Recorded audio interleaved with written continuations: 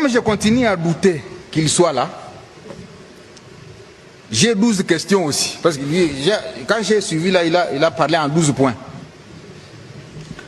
Laissez-moi voir si je peux trouver un exercice de parler aussi en 12 questions. Monsieur le porte-parole. Première question. Est-ce le fils de son père, le président Laurent Désiré Kabila, assassiné en 2001 par la mafia rwandaise, qui est entré à Goma, capitale du Nord Kivu, sous contrôle des mêmes Rwandais? Ça, c'est la première question. Faites parvenir ces questions aux journalistes qui sont à Goma.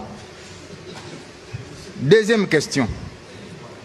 Est-ce le fils de Musée qui a relancé le dialogue de Sun City en 2002 et qui a ramené les rebelles près de lui en acceptant la formule 1+4?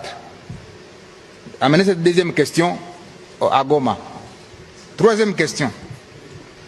Est-ce le fils de Laurent Désiré Kabila qui a affronté et vaincu l'insurrection de Gilles Moutebousi et de Laurent Kunda en 2004 à Bukavu? Quatrième question. Est-ce le fils de Musée qui, à mon avènement à la tête de la province du Nord Kivu, comme premier gouverneur élu, a piloté les opérations contre Laurent Kunda? Cinquième question.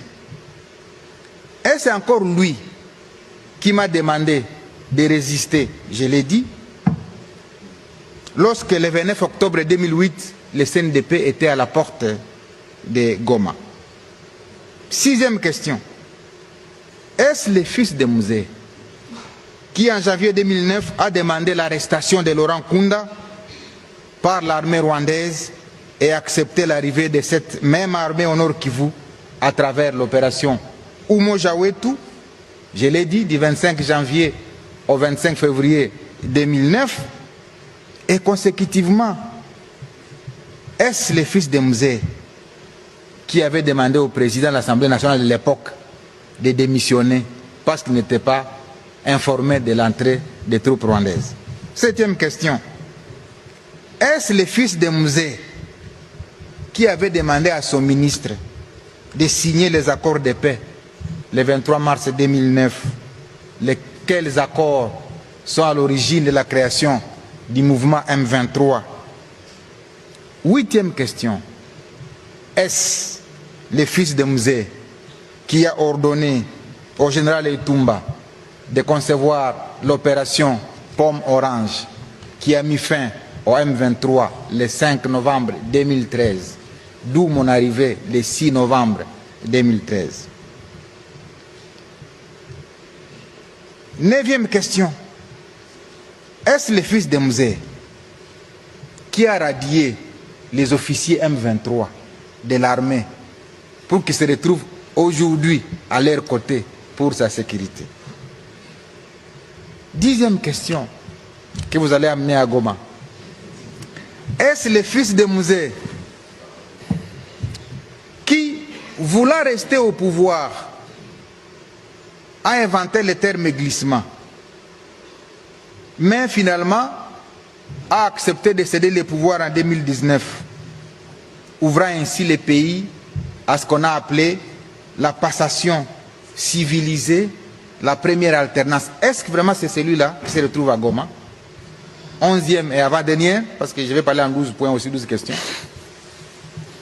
Est-ce le président honoraire qui a été salué à travers le monde pour son sens élevé des meilleurs élèves de la démocratie, malgré son jeune âge et son passé militaire, ce qui pouvait nourrir en lui l'ambition de se comporter comme ses voisins qui ont plus de 30 ans au pouvoir? Et 12, enfin, est-ce que c'est cet homme, jadis considéré comme grand esprit, qui se trouve réellement aux côtés de ces bourreaux d'hier, les bourreaux de la population, qu'il a dirigé pendant 18 ans, avec plus de 5 millions de déplacés et de réfugiés victimes de la barbarie du M23? Est-ce encore lui qui a pleuré le colonel Mamadou? Est-ce encore lui qui a pleuré le général Baouma? Non. Et c'est encore lui qui se souvient qu'il y a eu 10 000 morts à Goma, qu'il y a eu 5 000 morts à Bukavu. Et c'est encore lui. Voilà les 12 questions que j'ai voulu ramener à Goma pour voir s'il y a 2 ans engagés dans un front contre le Rwanda. Il ne faut vraiment pas se perdre de vue que l'ennemi avec lequel nous sommes actuellement en train de discuter, notamment à Washington, pour trouver des solutions, c'est le Rwanda. Et il est hors de question de penser qu'on peut nous laisser distraire pour prêter les flancs à ceux qui ont un rôle secondaire au Rwanda. Ça, c'est un principe qu'il ne faut pas oublier. Et donc, on n'a pas ici besoin de vouloir congoliser, entre guillemets, un problème qui est d'origine extérieure et qui a été mentionné tout à l'heure par le collègue Julien Panou. Et donc, nous, l'attention, nous l'accordons plutôt à ce niveau-là, pour que nous ne puissions pas nous perdre. J'avais dit il y a quelques jours que le président honoraire était un homme du passé. Justement, lorsque vous vous rappelez, vous posez par exemple la question sur mettre fin à la tyrannie, dites-moi, cher Pichou Lumumba, nous sommes dans un contexte démocratique où lui et son parti avaient fait le choix de ne pas participer aux élections. Lorsque vous venez de dire que vous allez mettre fin à la tyrannie, vous y mettrez fin de quelle manière? Il faut dire aux compatriotes qui sont à Goma aujourd'hui, ou qui sont dans les autres partis sous occupation, les messages qui leur est destiné, c'était « apprêtez-vous, on va faire la guerre ». Il ne faut pas se cacher.